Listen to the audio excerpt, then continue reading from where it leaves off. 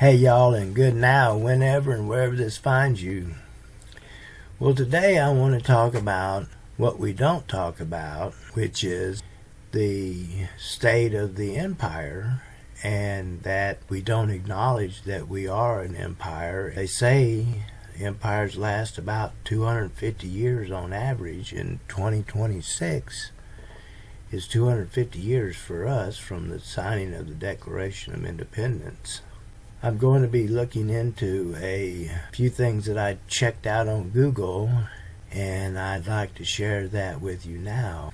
One article listed the 7 stages of empire, which is 1, the age of pioneers, 2, the age of conquest, 3, the age of commerce, 4, the age of affluence, 5, the age of intellect, 6, the age of decadence, and 7, the age of decline and collapse.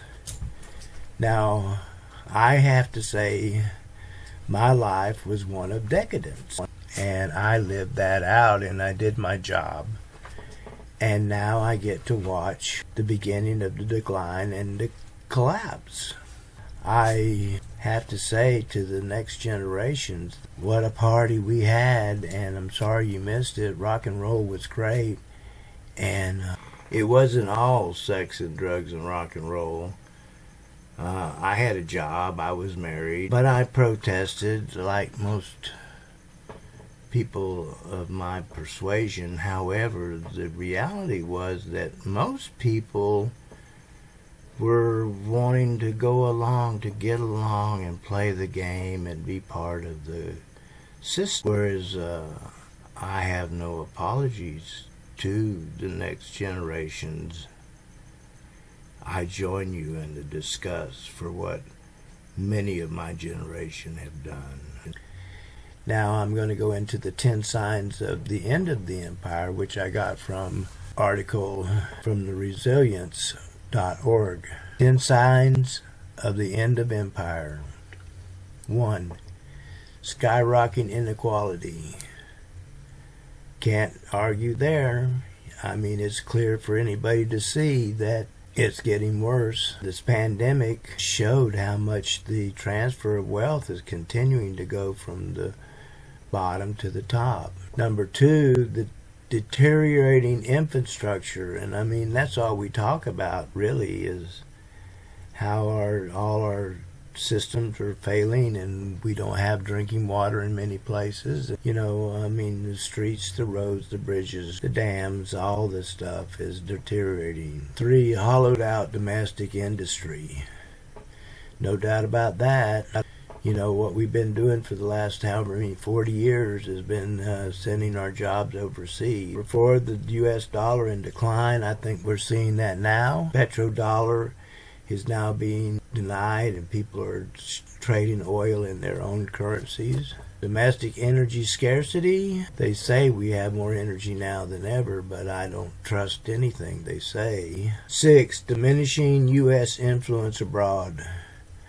That's clear that so many countries are starting to establish their own systems to counter the U.S., NATO, and its alliances. There's BRICS and other alliances led mainly by China, India, and Brazil. Number 7, democracy for sale. I mean, tell me who owns our country. What is democracy if it's not for sale in this country? The rise of China, undeniable. I mean, what China has done since its revolution in 1949 is remarkable. And all we do is talk shit about them, but we claim, well, they only have one party. Well, we have 2, but it doesn't work. Many countries that do work have multiple parties, and China seems to be doing well with just the one party. Number 9, the growing surveillance state. Give me a break. I mean, am I not watched enough? They know everything about me.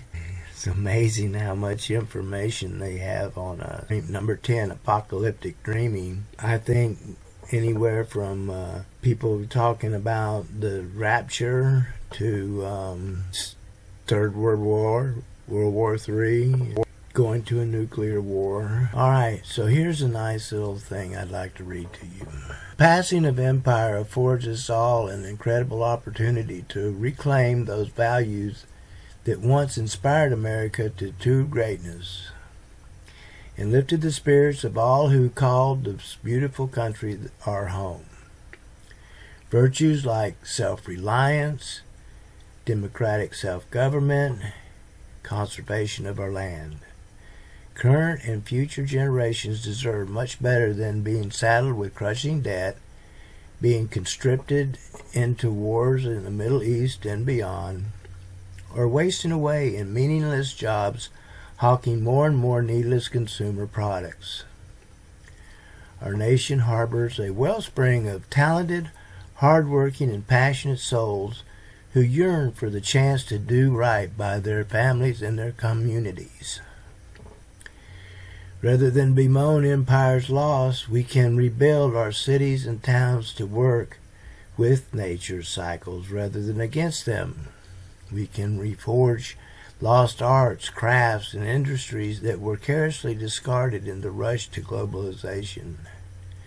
We can revitalize our local democratic institutions and practices that were once the lifeblood of a community life, ensuring that everyone has a voice in the great transformation ahead. We can create a better future. It won't come without serious challenges. Indeed, it may only come through them. So I find that very interesting. It's like, instead of trying to salvage the remains of a failed system, what they said, rather than bemoan the empire loss, we can rebuild our cities and towns to work with nature's cycles rather than against them. That's what we can be doing now, rather than arguing about Democratic, Republican issues and trying to set policy. We can create our own reality now, starting from within, building a sense of self-worth, well-being that generates a positive outlook that we can share with others to build the new future that we all deserve and want. There's really no rush. Things are unfolding as they should be, and we're on the trajectory to have a end to this empire. The question is it going to be a smooth transition? Transformation, moving from one way of being to another, often means facing the shadows of the past. The hurt and pain of the past can be healed. That healing comes from the heart, from emotional, authentic experiences of releasing judgments and forgiving. With my past healed and my mission in focus, I know I can relate to you with unconditional love. The child I was believed that the world could be that way. The man that I am knows that the creation of that reality begins with me. It grows with each one of you who will co-create that vision with me. When enough of us believe in the vision and live our lives through our personal missions, we will create unconditional love as the reality of our universe. We can do this. I personally think that we can do this, but as we've discovered and recently, I do not know. So we have our marching orders. It's up to each one of us, and I hope you enjoyed this video, and I'll see you down the road.